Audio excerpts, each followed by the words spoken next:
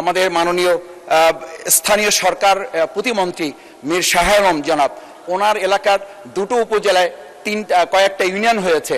একটা ইউনিয়নে ওনার পরিবারের, ওনার বংশের নামে, মীর বাড়ি বংশের নামে একটা ইউনিয়নের নাম করা হয়েছে।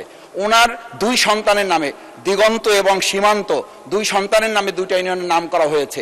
এটা যদি বর্তমান সময়ের একটা পরিস্থিতি হয়, আমরা মাননীয় প্রধানমন্ত্রী ওনার পরিবারের সদস্যের নামে একটা প্রতিষ্ঠান করতে চাওয়া হয়েছিল, উনি নাকচ করেছেন, আমরা বাহাবা দিয়েছি। তা আমরা তো মনে করি প্রধানমন্ত্রী যেটা চান সেটাই তো ওনাদের হওয়ার কথা, কিন্তু প্রধানমন্ত্রীর হয় না, ওনাদের নিচ থেকে এটা হয়।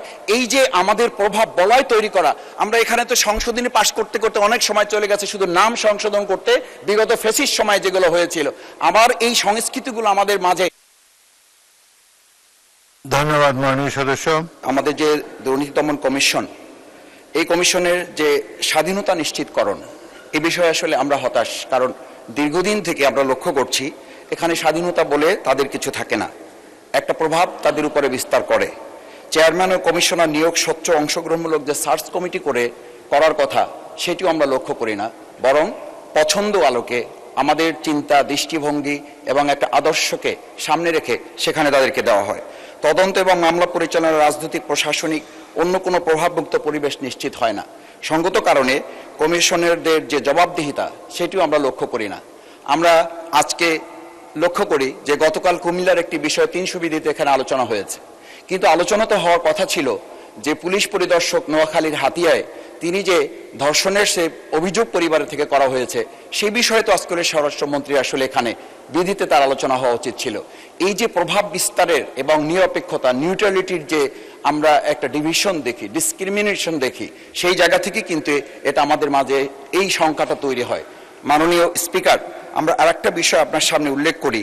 কমিশনারদের বিরুদ্ধে অভিযোগ তদন্তের জন্য স্বাধীন অভিযোগ মূল্যায়ন বোর্ড যে গঠন করার কথা, থাকার কথা, সেটির ক্ষেত্রেও আমরা খুবই দুশ্চিন্তা এবং উদ্বিগ্নের মধ্যে থাকি। কারণ এই জায়গায় যেটা বলা হয়ে থাকে যে ছোট ছোট মাছগুলো এই মাকড়সার জালে আটকা পড়ে, পোকামাকড়গুলো আটকা পড়ে, আর বড় বড় রুই কাতলাগুলো এই মাকড়সার জাল ভেদ করে এখান থেকে বেরিয়ে যায়।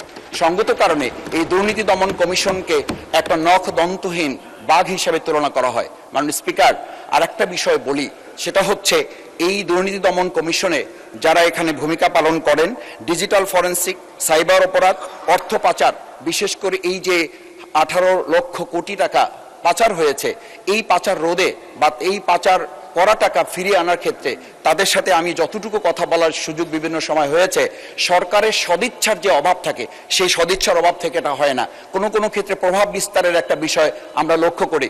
সেই জায়গায় আমি প্রস্তাব করছি উচ্চ পর্যায়ে দুর্নীতির বিরুদ্ধে সমান প্রয়োগ, যে সমান প্রয়োগটা আমাদের করার কথা, রাজনৈতিক ব্যক্তি, সরকারি কর্মকর্তা, ব্যবসায়ী, প্রভাবশালী যে কোনো ব্যক্তির বিরুদ্ধে, বিশেষ করে যদি মিডিয়ার সাথে সম্পৃক্ত কোনো প্রভাবশালী ব্যক্তি হন, তাহলে তার ধারের কাছেও যাওয়ার সুযোগ কখনো কখনো এই দুর্নীতি দমন কমিশনে যারা কাজ করেন তাদের হয় না।